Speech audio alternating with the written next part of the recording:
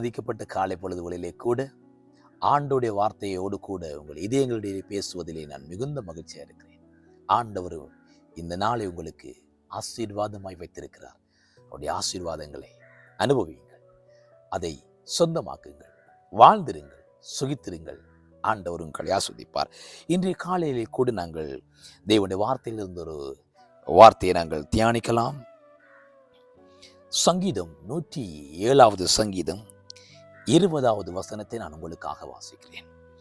அவர் தமது வசனத்தை அனுப்பி அவர்களை குணமாக்கி அவர்களை அழிவுக்கு தப்புவிக்கிறார்.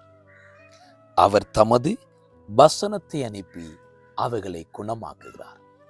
அன்புக்குரிய தேவச்சனமே, தேவனுடைய வார்த்தைக்கு சுகமாக்கும் வல்லமை உண்டு. இது இன்னும் ஒரு ஸ்டைல சொல்லும்னு சொன்னால், சுகம் தரும் மருந்து தேவனுடைய வார்த்தை. அன்புக்குரிய தேவ பிள்ளைகளே, இன்றைக்கு அநேகர் வாழ்க்கையிலே வெளிப்பிரகாரமாக சுகத்தை தேடிக்கொண்டிருக்கிறார்கள். காய்ச்சல், தடிமன், கேன்சர், இப்படிப்பட்ட வெளிப்பிரகாரமான சுக வாழ்வை தேடிக்கொண்டிருக்கிறார்கள். இந்த இடத்திலே வேதம் சொல்லுகிறது, அன்புக்குரிய தேவ பிள்ளைகளே, சில வேளைகளிலே எங்களுடைய வாழ்க்கையிலே இந்த வெளிப்பிரகாரமான சுகத்திற்கு முதலாவது தேவையானது உள்ளான சுகம். எங்களுடைய உள்ளான சுகம். இந்த தேவனுடைய ஆண்டவருடைய வார்த்தைக்கு ஒரு வல்லமை இருக்கிறது தெரியுமா? உங்களை சுகமாக்கும் வல்லமை இருக்கிறது. இன்றைக்கு அநேகர் உள்ளான இருதயத்திலே ஒரு சுகமாக்குதல் தேவையாயிருக்கிறது. உள்ளான இருதயத்திலே ஒரு சுகமாக்குதல் ஒவ்வொரு மனிதனுடைய வாழ்க்கையிலும் மிக மிக முக்கியமாக இருக்கிறது. இன்றைக்கு வாழ்க்கையின் பயணத்திலே பலவிதமான நெருக்கங்கள், போராட்டங்கள், பிரச்சனைகள் மனிதனை சூழ்ந்து கொண்டிருக்கிறது, மனிதனை அழுத்தி கொண்டிருக்கிறது. இந்த அழுத்தங்கள், குழப்பங்கள், நெருக்கங்கள், போராட்டங்கள் மனிதனுடைய வாழ்க்கையிலே உள்ளான இருதயத்திலே காயப்படுத்தி காயப்படுத்தி காயப்படுத்தி இன்றைக்கு வெளிப்பிரகாரமான சரீரத்திலே மனிதர்கள் வியாதிக்குள்ளாய் மாறிவிட்டார்கள். மனிதர்கள் பலவீனமுள்ளவர்களாய் மாறிவிட்டார்கள். மனிதர்கள் வியாதியின் நிலைமையிலே உச்சக்கட்டத்திலே போய்கொண்டிருக்கிறார்கள். ஆனால் இந்த காலை வெளியிலே கூட ஆண்டவருடைய வார்த்தை சொல்லுகிறது, அன்புக்குரிய தேவ பிள்ளைகளே, நீங்கள் உள்ளான இருதயத்திலே காயப்பட்டு போய் மன அழுத்தங்களோடு, மன பாரங்களோடு, மன வேதனையோடு வாழ்ந்து கொண்டிருக்கிறீங்களா? உங்களுக்கு சுகம் தரும் மருந்தாக ஆண்டவருடைய வார்த்தை இந்த நாளில் இருக்கிறது. நீங்கள் அதை அதிகமாக எடுத்து படியுங்கள், அதிகமாய் அதை நேசியுங்கள், அதிகமாய் அதை வாசியுங்கள், அதிகமாய் அதை தியானியுங்கள். நீங்கள் வாசிக்கின்ற பொழுது சங்கீதக்காரன் 119ஆம் சங்கீதத்திலே அந்த வார்த்தையை நான் வாசித்து நான் முடிக்க விரும்புகிறேன். அன்புக்குரிய தேவ சனமே, நாளை கூட பாருங்கள், அழகாக ஒரு வார்த்தை சொல்லுகிறது.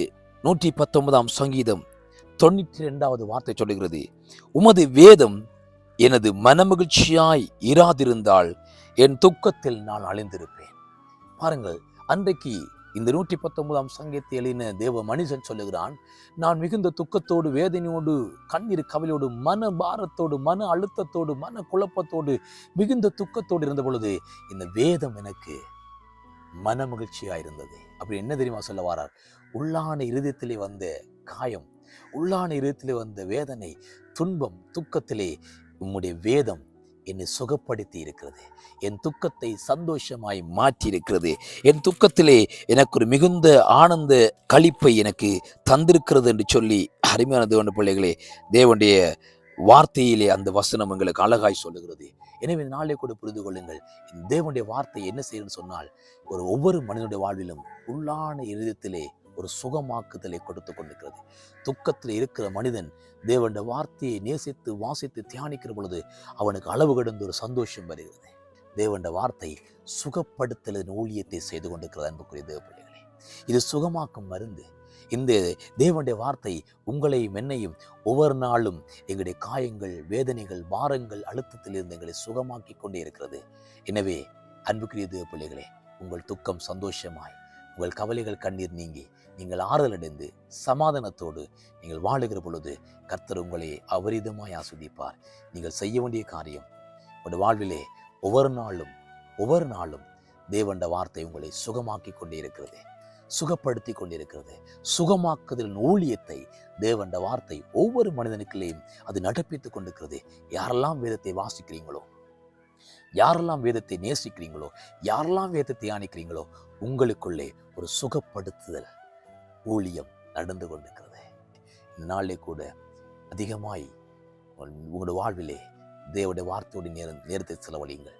அப்பொழுது எங்கள் சமாதானத்தை, சுகவாழ்வை, ஆசீர்வாதத்தை, சந்தோஷத்தை நீங்கள் கண்டு அனுபவிப்பீர்கள். ஆசீர்வாதமாய் வாழ்வீர்கள். ஆண்டவர் உங்களை நிறைவாய் ஆசீர்வதிப்பார்.